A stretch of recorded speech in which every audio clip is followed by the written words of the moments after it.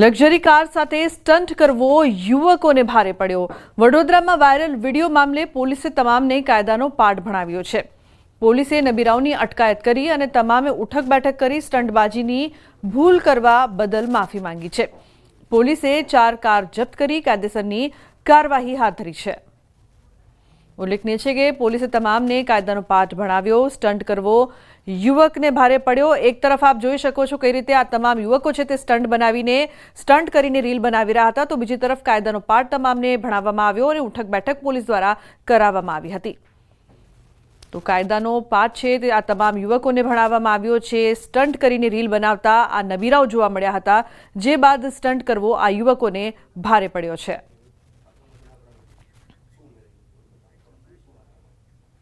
અમદાવાદમાં ધારાસભ્ય અને કોર્પોરેટર બન્યા રોષનો ભોગ નિકોલ વિસ્તારના લોકોમાં કામગીરી મુદ્દે નારાજગી જોવા મળી છે। ધારાસભ્ય બાબુભાઈ જમનાદાસ પટેલ, ભાજપ કોર્પોરેટર બળદેવ પટેલ લોકોના રોષનો ભોગ બન્યા। રસ્તા, પાણી સહિતની સુવિધા ન મળતા નારાજગી, નેતાઓ અને સ્થાનિકો વચ્ચે ઉગ્ર બોલાચાલી, તો વરસાદી પાણી ભરવાથી લોકોને ઊભી થઈ રહી છે સમસ્યા।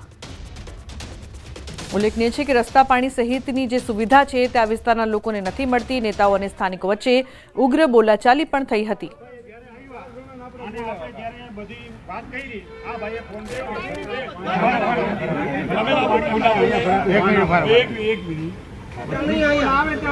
कोई कॉर्पोरेटर नहीं आया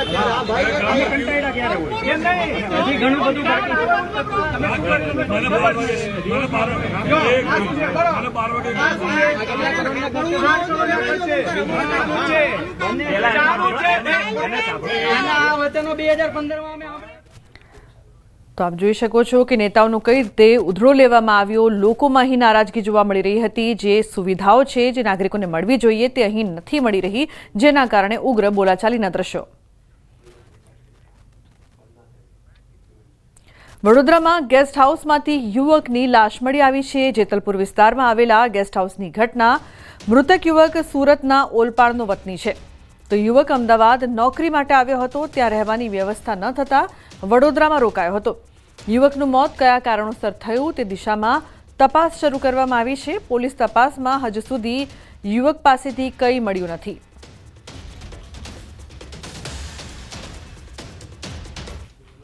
અન્ય સમાચારની જો વાત કરવામાં આવે તો ઉત્તરકાશીના ધરાલીમાં વાદળા ફાટ્યા બાદની સ્થિતિ ભયાવહ હતી અને આ સ્થિતિ વચ્ચે હજુ પણ રાહત કામગીરી ચાલી રહી છે।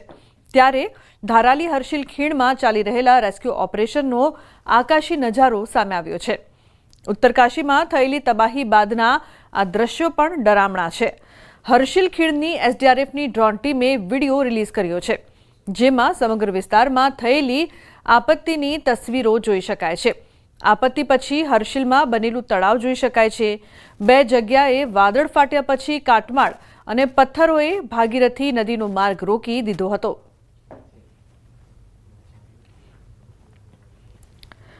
પર્વતોમાં સતત વરસાદના કારણે ગંગા નદી તોફાની બની છે। બદાયુ ગંગાનું પાણીનું સ્તર સતત ભયના નિશાનથી ઉપર છે। રવિવારે 2023નો રેકોર્ડ તોડીને પાણીનું સ્તર ભયજનક સપાટીથી 53 સેન્ટીમીટર ઉપર વધી ગયું છે। આગામી દિવસોમાં તેમાં વધુ વધારો થવાની સંભાવના છે। તો બીજી તરફ ગ્રામ્ય વિસ્તારોમાં રાહત કાર્ય તેજ કરવામાં આવ્યું છે। 39 પૂરગ્રસ્ત ગામોના લોકોને બોટ અને સ્ટીમર દ્વારા સ્થળાંતર કરવામાં આવી રહ્યું છે। પર્વત પર વરસાદના કારણે હરિદ્વાર, બિજનૌર અને નરોરા ડેમમાંથી પાણી છોડવામાં આવી રહ્યું છે। તેની અસર બદાયુમાં દેખાઈ રહી છે।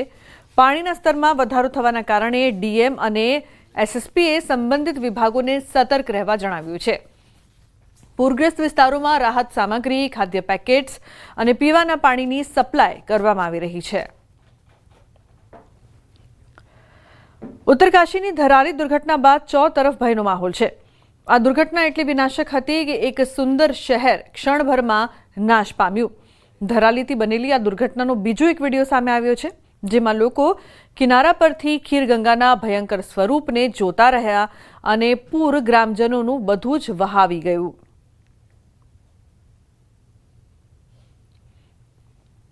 ઉત્તરકાશીના ધરાલીમાં વાદળ ફાટ્યા બાદ હજુ પણ રેસ્ક્યુ ઓપરેશન થઈ રહ્યું છે. અત્યાર સુધીમાં 1273 જેટલા લોકોને બચાવી લેવામાં આવ્યા છે. રવિવારે 177 લોકોનું રેસ્ક્યુ કરવામાં આવ્યું. કાટમાળમાં દટાયેલા અને ગુમ થયેલા લોકોની શોધખોળ તેજ કરવામાં આવી છે. એસડીઆરએફના જવાનો બધે ખોદકામમાં રોકાયેલા છે. કાટમાળમાં ગુમ થયેલા લોકોની શોધ ચાલુ છે. રાહત કાર્ય તેજ કરવામાં આવ્યું છે. હર્ષિલ અને ધારાલીમાં સામુદાયિક રસોડા બનાવવામાં આવ્યા છે. ઉત્તરકાશી અને ધારાલી વિસ્તારોમાં સાંજથી વરસાદ વરસી રહ્યો છે. તો આ તરફ બિહારમાં પણ ભારે વરસાદ અને તોફાની નદીઓએ તબાહી મચાવી છે. ખાગરિયામાં એક તરફ ગંગા નદી ભયના નિશાનથી 1.68 મીટર ઉપર વહી રહી છે.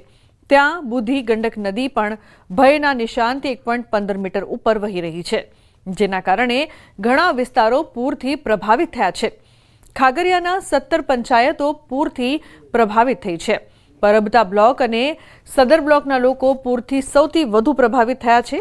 ખાગરિયા દુર્ગાપુર બ્લોકના દુર્ગાપુર ગામની વાત કરીએ તો અહીં પૂરનું પાણી ઘરોમાં ઘૂસી ગયું છે. આખું ગામ પૂરના પાણીમાં ડૂબી ગયું છે. આવી સ્થિતિમાં પૂર પીડિતોએ આખા પરિવાર સાથે છતને પોતાનું ઘર બનાવી લીધું છે. તેઓ છત પર પ્લાસ્ટિકની ચાદર લટકાવીને કોઈક રીતે જીવવા માટે મજબૂર છે.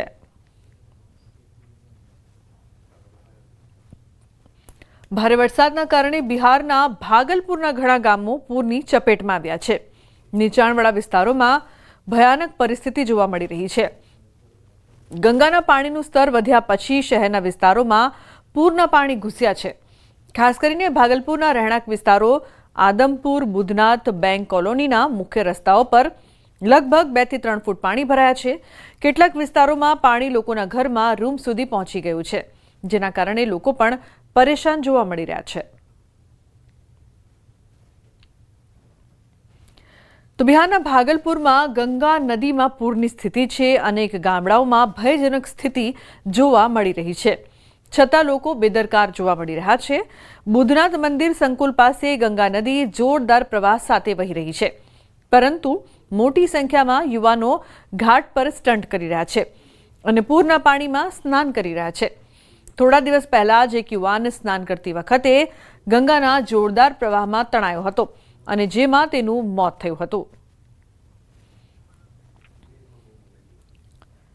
તો રાજ્યમાં હજુ વરસાદ માટે રાહ જોવી પડશે. અંબાલાલ પટેલે આગાહી કરતા જણાવ્યું કે ઓગસ્ટના અંતના ભાગમાં ધોધમાર વરસાદ ખાબકશે. સારો વરસાદ ક્યારે પડશે? હાલ આ સવાલ દરેકને થઈ રહ્યો છે. હવામાન નિષ્ણાંત અંબાલાલના મતે હજુ સારા વરસાદ માટે સપ્તાહની રાહ જોવી પડી શકે છે. જો કે ઓગસ્ટના અંતમાં મેઘરાજા એવા વરસવાના છે કે લોકો હાશ પોકારી જશે. હવામાન નિષ્ણાંતો તો ત્યાં સુધી વાત કરી છે કે સૌરાષ્ટ્રના કેટલાક વિસ્તારોમાં છોતરાફાળ વરસાદ વરસવાનો છે. 19, 20, 21, 22 અને 24 સુધીમાં ગુજરાતના ઘણા ભાગોમાં વરસાદ થશે. અલબત્ત કેટલાક ભાગમાં ભારેથી અતિભારે વરસાદ થવાની શક્યતા રહેશે, જેમાં આ વખતે દક્ષિણ સૌરાષ્ટ્રમાં પણ વરસાદ થવાની શક્યતા રહે છે, કારણ કે અરબી સમુદ્ર પણ સક્રિય છે. એટલે દક્ષિણ સૌરાષ્ટ્રના ઉના, મહુવા, ભાવનગર આ ભાગોમાં ભારે વરસાદ થવાની શક્યતા રહેશે. જોકે અંબાલાલ પટેલ દ્વારા કરવામાં આવેલી આગાહી મુજબ 18 થી 30 ઓગસ્ટમાં પૂર કાંઠે તેવો વરસાદ પડવાની શક્યતા જોવાઈ રહી છે. ઓગસ્ટના અંતમાં 2 વરસાદી સિસ્ટમ ગુજરાતને ગમરોળી શકે છે. હાલ રાજ્યની આસપાસ વરસાદની મજબૂત સિસ્ટમ નથી, પરંતુ બંગાળનો ઉપસાગર, અરબ સાગર અને બંને સક્રિય થશે, જેના કારણે નદીઓ તોફાની બને તેવી આગાહી કરવામાં આવી છે. ભારે વરસાદ થવાની શક્યતા છે, કેટલાક ભાગમાં અતિભારે વરસાદ થવાની શક્યતા છે અને ઓગસ્ટના એન્ડ સુધીમાં તો ભારેથી અતિભારે વરસાદ થવાથી રાજ્યની કેટલીક નદીઓમાં પૂરની સ્થિતિ પણ થવાની શક્યતા છે. આ સિસ્ટમ પૂર્વ મધ્ય ગુજરાત તરફ આવશે. 19 થી 24 ઓગસ્ટમાં ઘણા ભાગોમાં વરસાદ થશે. કેટલાક ભાગોમાં અતિભારે વરસાદ થઈ શકે. પશ્ચિમ અને ઉત્તર સૌરાષ્ટ્રના ભાગોમાં સારો વરસાદ થશે, તો કેટલાક ભાગોમાં ભારેથી અતિભારે વરસાદ થઈ શકે. સારા વરસાદથી મેઘરાજા ખેડૂતોને તૃપ્ત કરશે. બોરવેલમાંથી બકરી કાઢવા ગયા અને નીકળ્યો મગર. આ ઘટના ઉત્તર પ્રદેશના એટામાં બની. અહીં બોરવેલમાંથી બકરી કાઢવા ગયેલા લોકોને મગર મળ્યો, જેના કારણે હોબાળો મચી ગયો. બોરવેલમાં મગર જોઈને સ્થાનિક લોકો ગભરાઈ ગયા. જોકે ગામ લોકોએ બહાદુરી બતાવી અને મગરને પકડીને કાલી નદીમાં છોડી દીધો. ત્યાં પહેલાથી હાજર મગરે બકરીને બહાર કાઢવા માટે બોરવેલમાં ઘૂસેલા યુવાનો પર હુમલો કરવાનો પણ પ્રયાસ કર્યો તો ગામ લોકોએ ધીરજ અને હિંમતથી કામ કર્યું અને મગરને પકડી લીધો. આ ઘટના સમગ્ર વિસ્તારમાં ચર્ચાનો વિષય બની હતી. કચ્છના રાપરમાં બોરવેલમાં પડેલા બાળકનો થયો છે ચમત્કારિક બચાવ. રાપર તાલુકાના ઉમૈયા ગામમાં હૃદય કંપાવી દે તેવી ઘટના બની હતી, જ્યાં રમતા રમતા એક બાળક અંદાજે 100 ફૂટ ઊંડા ખુલ્લા બોરવેલમાં પડી ગયું. ઘટના બાદ ગામમાં દહેશત છવાઈ ગઈ હતી. સ્થાનિક લોકોએ તાત્કાલિક મજબૂત દોરડો બોરવેલમાં ઉતારીને બચાવ કામગીરી શરૂ કરી હતી. અદ્ભુત રીતે બાળકે દોરડો પકડી લીધો, જેને આસપાસના લોકોએ સહયોગથી ધીમે ધીમે બહાર ખેંચી લીધો. ચમત્કારિક રીતે બાળક સુરક્ષિત બહાર આવ્યું. બહાર કાઢ્યા બાદ તાત્કાલિક હોસ્પિટલ ખસેડાયો.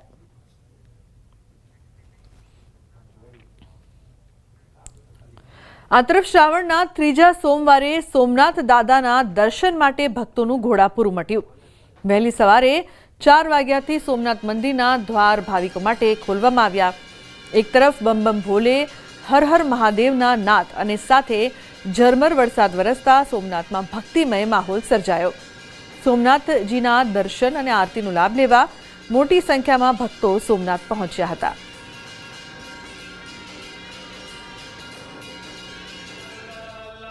અમે આજે શ્રાવણ મહિનાનો પવિત્ર દિવસ છે, સોમનાથ મહાદેવના મંદિરે આવ્યા છીએ. સવારના લાઈનમાં ઊભા હતા, એક દર્શન કર્યા, પછી આરતીના દર્શન ફરી કરી. બહુ મજા આવી અને વ્યવસ્થા બધી સરસ છે. हमारे हिंदू धर्म में हमारा शिव और पार्वती का ये सावन का महीना है, इसलिए मैं सभी हिंदुओं से सबसे बोलना चाहती हूँ कि हर आदमी अपने शिव धर्म को अपने इस मंदिर में आए और सोमनाथ के दर्शन करे अच्छे से. હું કેટલી ભાગ્યશાળી છું કે શ્રાવણ મહિનામાં આવી, શ્રાવણ મહિનાના ત્રીજા સોમવારે આરતીના સમયે અમને ભગવાન સોમનાથજીનો દર્શન થયો.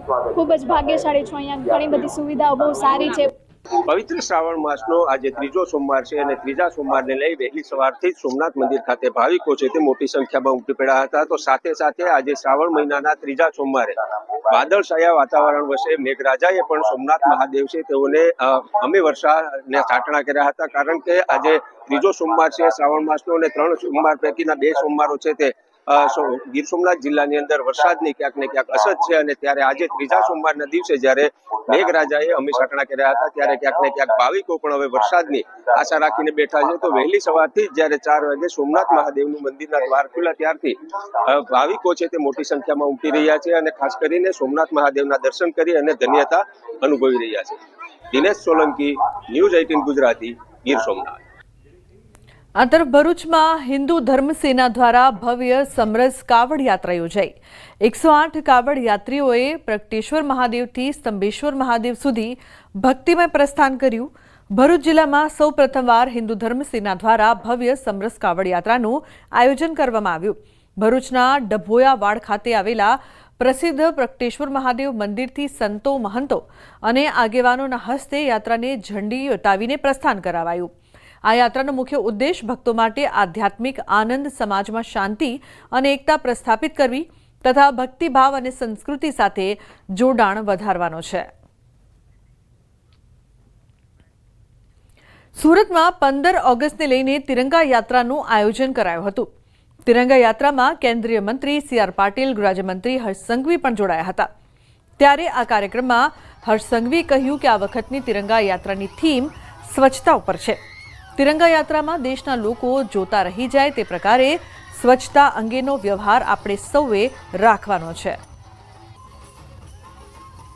एक भी तिरंगो के कोई भी प्रकार की प्लास्टिक की बोतल के कागलियाओ आपने आ यात्रा दरमियान रोड पर ना रखवी જોઈએ કારણ કે આ વખતની તિરંગા યાત્રાની થીમ એ સ્વચ્છતા ઉપર છે અને સુરત શહેર આપણું સ્વચ્છતામાં નંબર 1 હોય ત્યારે આ યાત્રા પતે ને તો દુનિયાના લોકો જોતા રહી જાય કે હજારો લોકો આવ્યા પરંતુ રસ્તા ઉપર કોઈ જગ્યા પર એક भी કાગળ કે પ્લાસ્ટિકની બોટલ ના મળી. આ તરફ અમદાવાદના વાડજ વિસ્તારમાં સામાન્ય બાબતે બબાલ થઈ હતી. વાડજ વિસ્તારમાં દરવાજા ખોલવા બાબતે પાડોશીઓ વચ્ચે મોટી બબાલ થઈ. આ બબાલમાં એક વ્યક્તિને ઢોર માર પણ મારવામાં આવ્યો. આ સમગ્ર ઘટના સીસીટીવીમાં કેદ થઈ છે. આ મુદ્દે પોલીસે અરજી લીધી છે. તો દરવાજો ખોલવા બાબતે પાડોશીઓ વચ્ચે બબાલ થઈ હતી, જે મારામારીમાં પરિણમી હતી. સમગ્ર ઘટનાના સીસીટીવી પણ સામે આવ્યા છે. પોલીસ દ્વારા આ અંગે અરજી લેવામાં આવી હતી.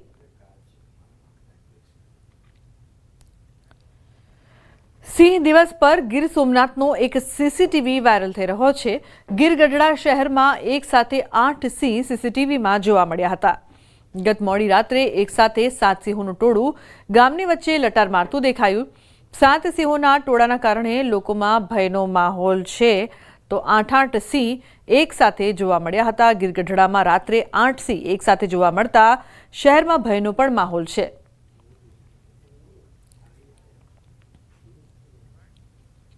ડ્રાઈવર વગરના વાહને સર્જ્યો અકસ્માત. પિકઅપ ટેમ્પો વલસાડ એસટી ડેપોમાં ઘૂસી ગઈ. પ્લેટફોર્મ પર ઉભેલા મુસાફરોને લીધા અડફેટે.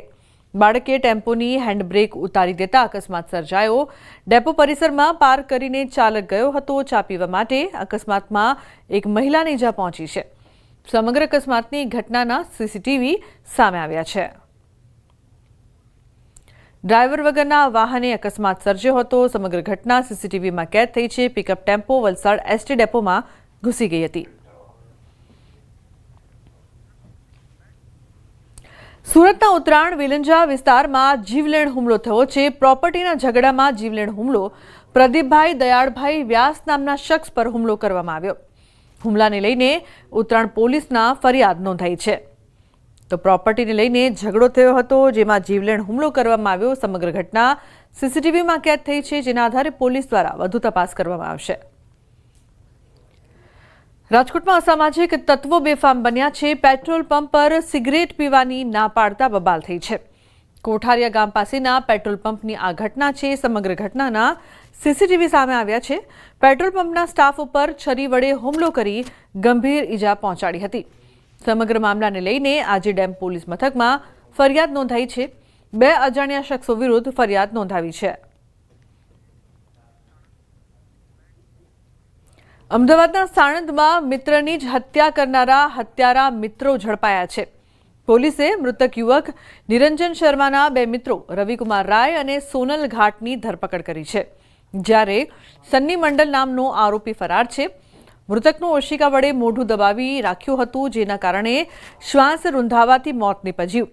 સાણંદના પાંજરાપોળ નજીક અવાવરૂ જગ્યાએથી 10 જૂનના રોજ એક મૃતદેહ મળી આવ્યો હતો. બાદમાં પોલીસ તપાસમાં યુવકની ઓળખ થઈ. મૃતક મૂળ બિહારનો છે અને સાણંદની એક કંપનીમાં કામ કરતો હતો. મૃતકનો પરિવાર આર્થિક સદ્ધર હોવાની જાણ મિત્રોને થતાં ખંડણી માંગવાનો પ્લાન બનાવ્યો હતો. ખંડણીના ઈરાદે રૂમમાં લઈ જઈ મોઢું દબાવીને હત્યા કરી અને બેગમાં મૃતદેહ ભરીને અવાવરૂ જગ્યાએ ફેંકી. બેગ લઈ તે પરત જતા રહ્યા હતા. એને ઉપર જે તકીઓ મૂકીને એને સફોકેશનથી જો એને બેભાન કરવાની કોશિશ કરી હતી, અને તે વખતે જો એની બેભાન થઈ ગયો હતો.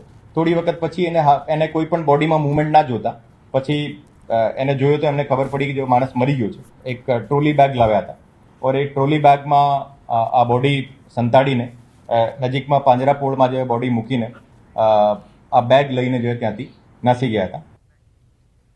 અમદાવાદના વટવામાં રવિવારે ફાયરિંગની ઘટના સામે આવી છે.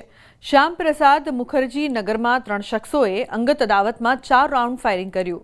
પોલીસ, એલસીબી સહિતનો સ્ટાફ ઘટના સ્થળે પહોંચ્યો હતો. પોલીસે 3 આરોપી સામે ગુનો નોંધીને શોધખોળ હાથ ધરી. 2 વર્ષ અગાઉ મહિલાએ ઇમરાન ઉર્ફે ગામડિયા સામે ખંડણીની ફરિયાદ નોંધાવતા 2 વર્ષની સજા થઈ હતી. ત્યારબાદ ઇમરાન સજા પૂરી કરીને જેલમાંથી બહાર આવતા 10 ઓગસ્ટે ઇમરાન લઈક ઉર્ફે મુલ્લા અને કલીમ ભૈયાએ ભેગા મળીને ફાયરિંગ કર્યું. पहले रोड पे बाहर एक फायरिंग करी इन लोगों ने, हवा में चला दी और मेरे घर के पास आके इन लोगों ने 4 फायरिंग करी. घर के अंदर से 3 गोली मिली है मेरे. ये लोग ने मेरे साथ पहले 2 साल पहले मैंने ये लोगों के ऊपर केस करा था. ये लोग ने 2 साल जेल काटी और ये लोग अभी छूट के आए 2 तारीख को. બુલેટિનના અંતે નજર કરી ટોપ 3 ન્યૂઝ પર. અમદાવાદના નહેરુનગર પાસે કારની ટક્કરથી 2 લોકોના મોત. સુરતના લિંબાયતમાં ચપ્પાના ઘા મારીને યુવકની હત્યા. શ્રાવણના 3જા સોમવારે સોમનાથમાં ઉમટ્યું ભક્તોનું ઘોડાપુર.